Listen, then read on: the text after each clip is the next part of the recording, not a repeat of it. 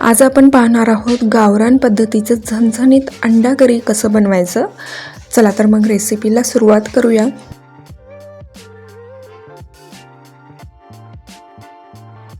इथे मी कढईमध्ये 5 अंडे घेतलेले आहेत। 4 ते 5 जणांसाठी हे भाजी होतं। तर यामध्ये अंडे पूर्णपणे बुडतील इतपत आपल्याला पाणी घ्यायचं आहे आणि गॅसला आपण लो फ्लेमवरती ठेवूयात आणि 5 मिनिटे उकळून घेऊयात। हाय फ्लेमवर ठेवला तर अंडे पटकन असे फुटले जातात, त्यामुळे आपल्याला हे गॅस लो फ्लेमवरतीच ठेवायचं आहे। 5 मिनिटे फक्त लो फ्लेमवरती उकळून घ्यायचं आणि नंतर गॅसला हाय फ्लेमवरती ठेवायचं आणि 3 ते 4 मिनिटे हाय फ्लेमवरती उकळून घ्यायचं आणि 4 मिनिटे झाले की गॅसला बंद करायचं आणि यावरती एक झाकण ठेवायचं। झाकण ठेवून 5 मिनिटे झालेले आहेत। आता अंडे थंड पाण्यामध्ये काढून घेऊयात, म्हणजे हे अंडे थंड होतील आणि सहजरित्या आपल्याला या अंड्यांचे टरफलं काढता येतील। तर इथे हे आपण टरफलं काढून घेऊयात। अंडे शिजवून झालेले आहेत। तर आता आपण करीसाठी लागणारा मसाला बनवून घेऊयात। तर इथे मी कढईमध्ये 1 चमचाभर तेल घेतले आहे।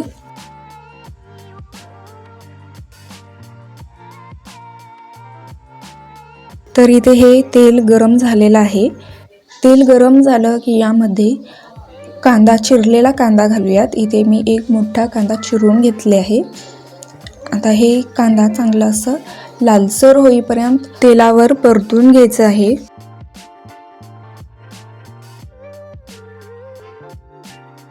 तर इथे हे कांदा 2-3 मिनिटे परतून घेतले आहे। कांदा चांगला असं लालसर झालेला आहे। आता मसाला बनवून घेऊयात। इथे मी 1 मिक्सरचा भांडं घेतलेले आहे। यामध्ये आपण हे जे कांदा परतून घेतलेला आहे ते टाकूयात।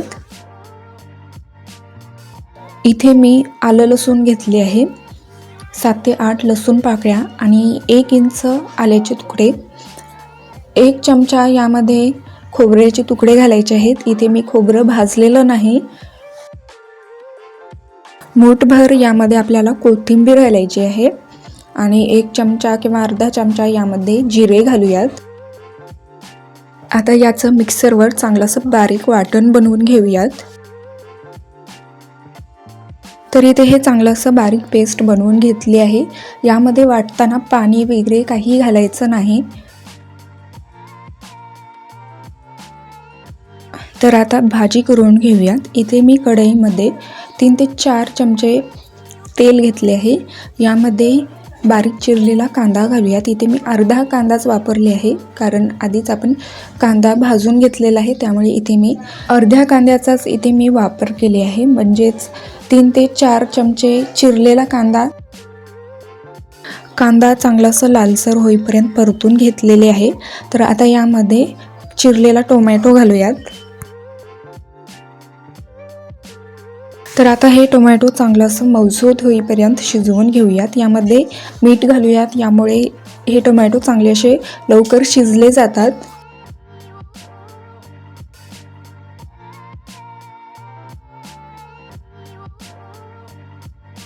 तर इथे हे टोमॅटो चांगलं असं मऊसूत शिजलं गेलेलं आहे। तर आता यामध्ये आपण जे वाटण बनवून घेतलेलं आहे ते घालूयात।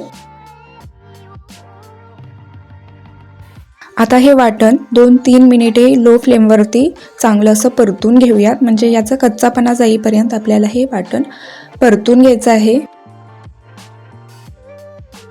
तर इथे हे मसाला थोडासा असा परतून झालेला आहे। तर आता यामध्ये थोडंसं पाणी घालूयात।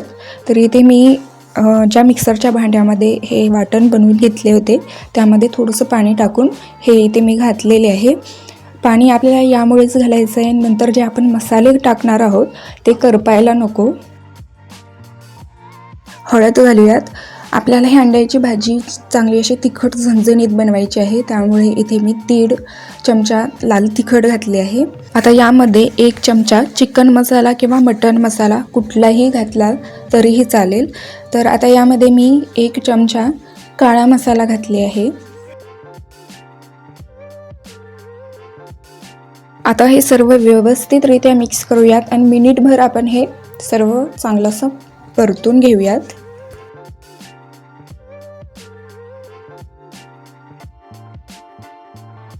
तर इथे हे मसाला परतून झालेले आहे. तर आता यामध्ये आपण उकडलेले अंडे एक एक करून या मसाल्यामध्ये सोडून घेऊयात आणि अगदी हलक्या हाताने आपण हे मसाल्यामध्ये मिक्स करून घेऊयात.